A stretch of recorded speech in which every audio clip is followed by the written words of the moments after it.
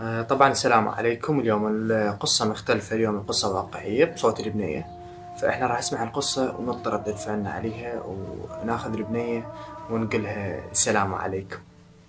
عليكم السلام.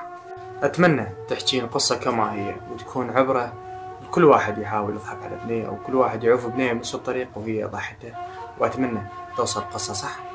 ويلا بلشي. السلام عليكم. قصتي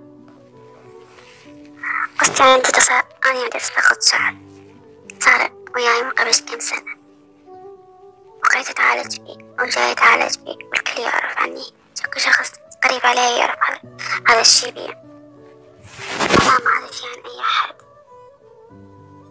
بديت أتعالج والحمد لله حياتي ماشية طبيعية، حالي حال أي بشر، حالي حال أي بنية، ما عندي شي، ما عندي مشكلة.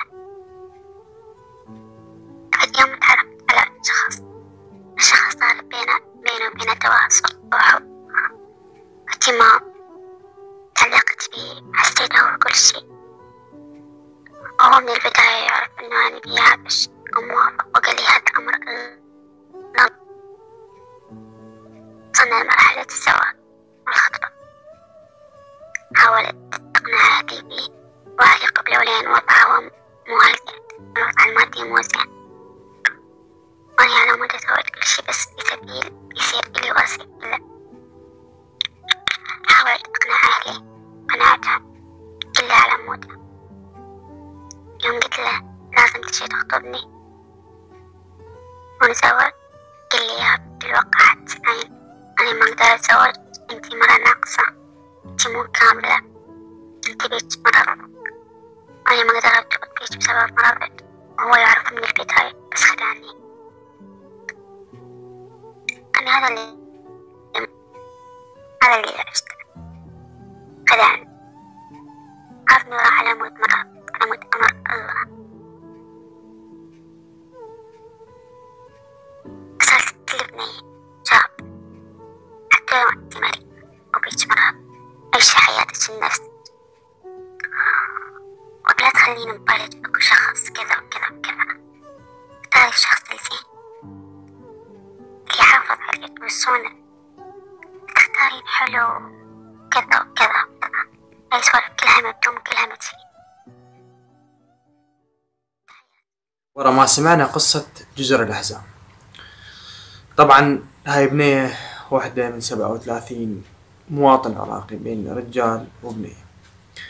حجت قصتها الإنسان اللي عافها وعاف حبها على مود شنو والله تتساقط بشعرها. ماكو بنية بالعراق ما تتساقط، تقريبا هاي الحالة جزء أكثر من 1,000,000 حالة بالعراق حاليا. بس أنا رسالتي لكل إنسان يحاول يستغل مشاعر البنية، يستغل طيبة البنية ويعوفها بنفس الطريق. أما أنت تقولها يابا أنا علاقة حب بس أنا ما أقدر أتزوج، ما عندي مسؤولية الزواج لي قدام، ما تخلي بنية تبني آمال عليك، تجي قرايبها يجي أحسن من عندك، تجي قسمة حلوة وهي لا راضة على مودك وبالآخر أنت ما تاخذها. لا، أنت أما تقولها يابا إحنا كصداقة نحكي ونسولف فقط، بس مع الزواج أنا ما أقدر أتزوج، توصلها صورة صح.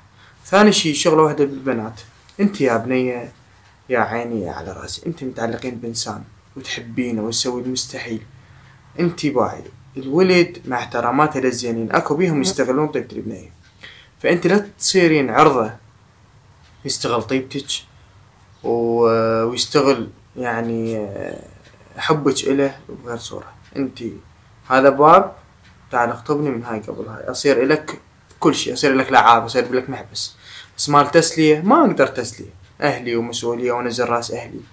والشغلة الثالثة بالشباب، الشباب أنا غير الموظفة ما آخذ هذا الموديل، ويا ريت يعني آخذ الموظفة. هسه كنا من نخطب روح نسأل ما بيها شي، بس أنت من تروح تسأل أوكي إذا طلعت البنية علاقة سابقة مثلا، مو تروح تشيرها بالمنطقة أوه هاي بنت فلان يا أخوي تخطبها ولقيت علاقة ويا فلان أوه، وتظل تفضح بالبنية. كان الله يحب الساترين، أسد الموضوع، ما عجبتني البنية الله وياهم محمد وعلي، وهذا نريده احنا شو نريد؟ لا تفضح فلان ولا فلان يفضحك، وكلش كافي. كان الله يحب الساترين. اذا عندكم قصص مثلا بصوتكم تريدون تدزون لي مثلا مقاطع صوتيه وانزلها، لا خليكم الانستغرام مالتي بالوصف، واتشرف بكل واحد يجيني ويحكي لي قصته صوره وصوت صوت.